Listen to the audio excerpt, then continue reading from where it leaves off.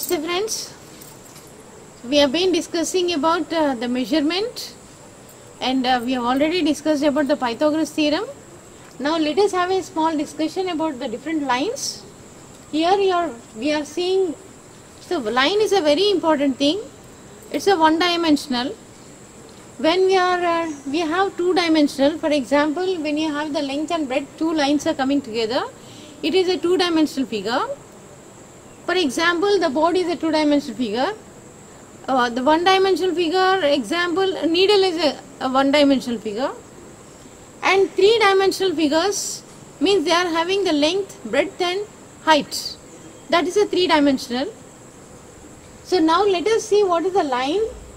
So my dear friends, this is the information known to all of you, but it's only a revision.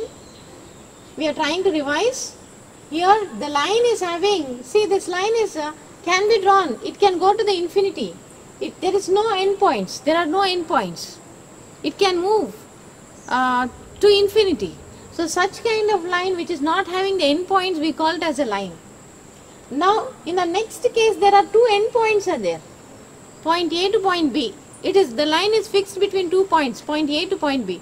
Such kind of line we call it as line segment. We generally call it as line segment. It is definite between 2 points. And the next one is, we call it as a ray. For example, one is fixed and the other one is not fixed. It is just showing the arrow. Arrow is given on the other end. And you can even extend that. So such kind of thing, such kind of line we call it as a ray. My dear friends, here, if two arrows are combined, we are getting an angle. We are getting some angle theta. Some angle is there. To get some angle, we have to join the two lines. When the two rays are combined at the vertex, we are getting an angle. And here again, if this angle is less than 90 degrees, we call it as an acute angle. If the angle is more than 90 degrees, we call it as an obtuse angle. And if it is 90 degrees, we call it as right angle. So this is less than 90 degrees, acute angle. More than 90 degrees is obtuse angle, equal to 90 degrees is right angle. This also is known to all. And when two lines are parallel to each other, for example, the railway tracks are parallel to each other, they never meet. So such kind of lines we call it as parallel lines. Parallel lines never intersect, never meet. So such kind of lines, they are going parallel to each other. They are called the parallel lines. Means the angle is 180 degrees. Here, my dear friends, if the two lines are making 90 degrees angle to each other, we call them as those lines are perpendicular. Because the angle made by these two lines is 90 degrees is the angle. So such lines we call it as perpendicular lines. So my dear friends, till now we have seen some cases.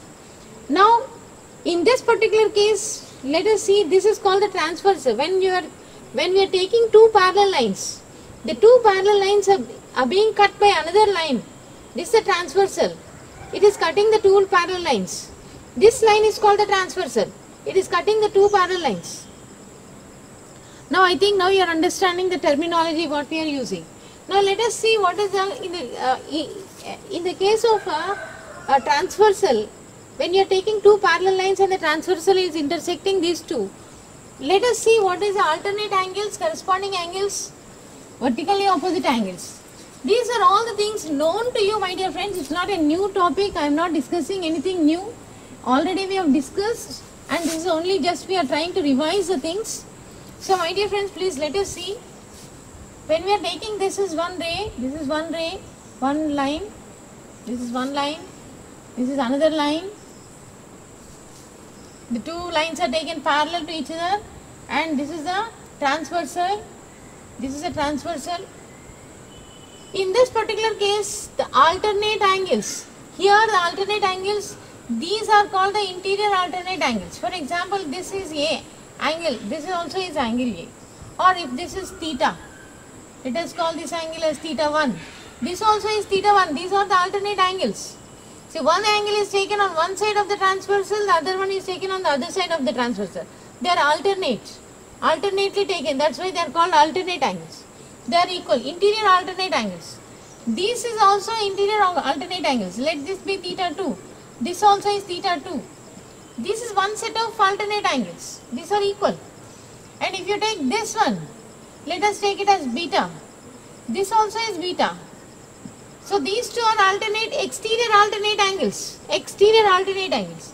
If this is gamma, this is also gamma. These are exterior alternate angles, are equal. Interior alternate angles are equal. These two are equal. These two are equal. These two exterior alternate angles are equal. These two are exterior alternate angles. I think now when the alternate angles are equal, that indicates that the two given lines are parallel. If the two given lines are parallel, then the alternate angles are equal. So my dear friends, now you understood what is the meaning of alternate angles.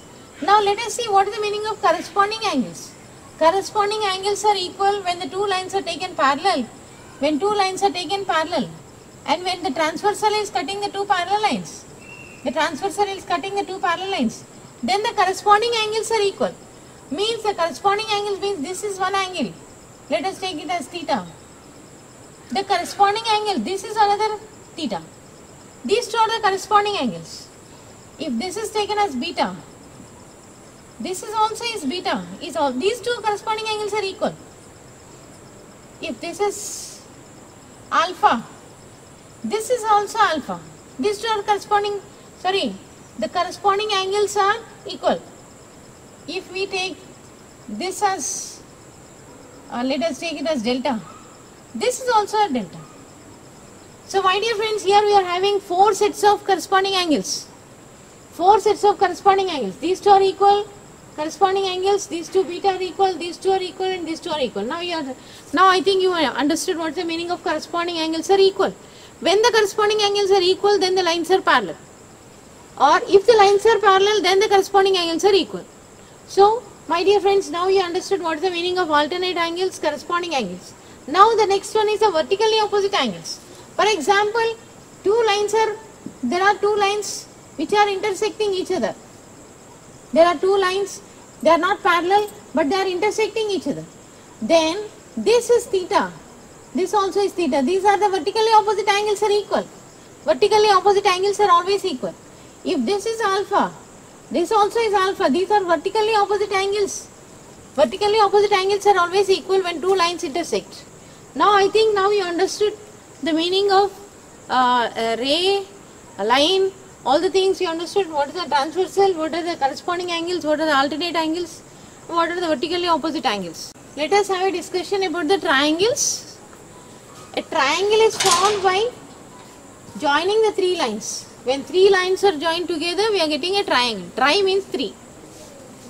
So my dear friends, let us see the different types of triangles in this particular case.